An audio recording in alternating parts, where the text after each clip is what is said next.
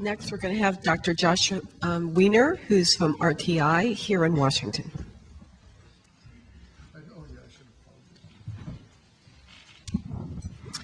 Thank you. Thank you. I want to welcome all the out-of-towners here to the conference. Washington is the home of the policy wonk, but, not everybody in Washington is a policy wonk. I was in a bar the other day talking to someone, and he thought that Roe versus Wade was George Washington's choice about crossing the Delaware. You deserved a joke, it's been a long day.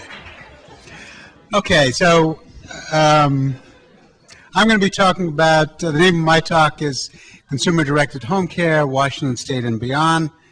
And basically I've got two goals for my talk. One is I want to briefly report to you on some research that we've done on consumer-directed services in Washington State and its effect on satisfaction with care. And then following up on some of Bob's comments, I want to talk a little bit about a research agenda for home and community-based services. Well, here's the disclaimer. The data that I'm going to be talking about was part of a project funded by the Centers for Medicare and Medicaid Services, part of a larger study looking at Medicaid home and community-based services. Well, one of the most contentious issues in terms of consumer direction is quality of care. One of the things about consumer direction is that it generally lacks some of the trappings and apparatus of quality assurance that we're accustomed to on the agency-directed side, such as formal training and licensure, supervision by professionals, inspection on a regular basis by the state. And so there has been this concern that since consumer direction lacks these kinds of mechanisms, that quality might be adequate. So one of the main thrust of our study is to try to look at satisfaction and compare it between agency-directed and consumer-directed services. There is, in fact, a small amount of research looking at those kinds of issues. The two best-known studies were Ted Benjamin's study of the California in-home supportive services and Mathematica Policy Research's analysis of the cash and counseling demonstration. Both of these studies have generally found that consumer direction is certainly no worse than agency-directed services, and in many cases may be better.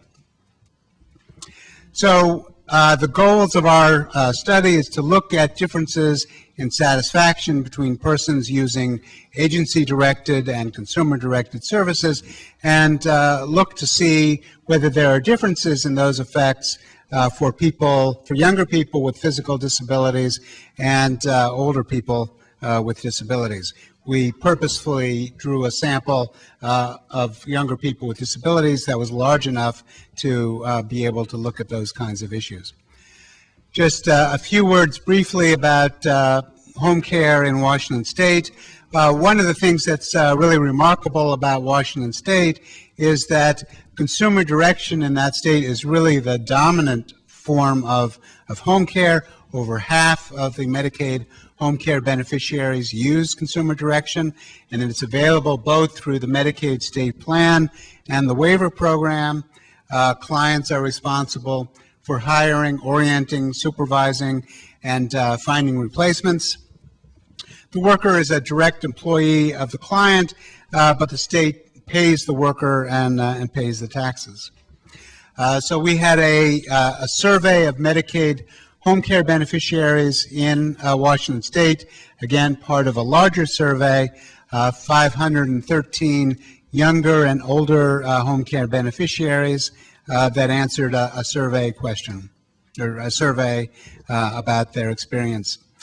Our dependent variable, we looked at a number of specific things, but we also constructed a satisfaction scale, something that we elegantly called the satisfaction with paid personal assistance scale, the SPPAS, and it looks at overall satisfaction, and then also looks at a number of interpersonal aspects of care, such as communication, how well problems with the paid caregiver get resolved, how often the paid caregiver is impatient or angry with the client, and how well paid caregivers are trained. Well, one piece of good news just right off the bat is that home care beneficiaries in Washington State are in general quite satisfied with home care. The mean for our scale was almost 94 out of 100. So we looked at, I'll present in a moment some descriptive data, but we also did regression analyses for the total sample, and then broke it down for the under 65 population and the elderly population. Again, the focus of our analysis was whether there was a difference in satisfaction between people receiving agency-directed care and consumer-directed care, and we controlled for the usual sets of variables of demographics, health and functional status, and so on.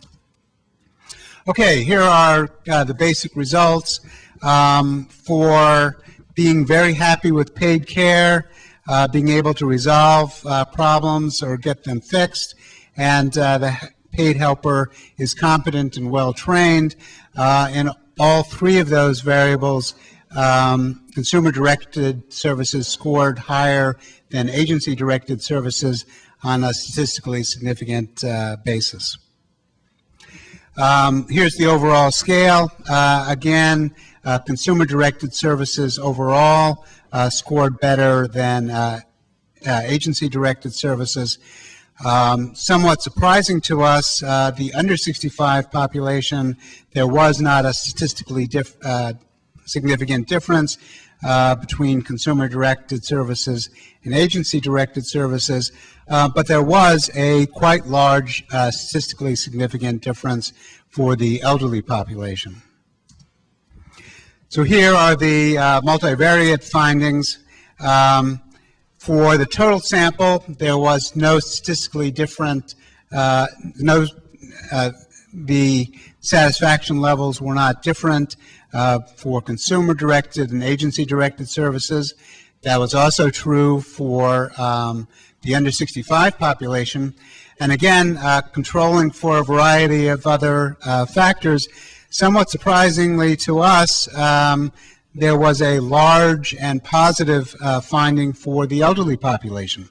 The older population was very much more satisfied with consumer-directed services than with agency-directed services.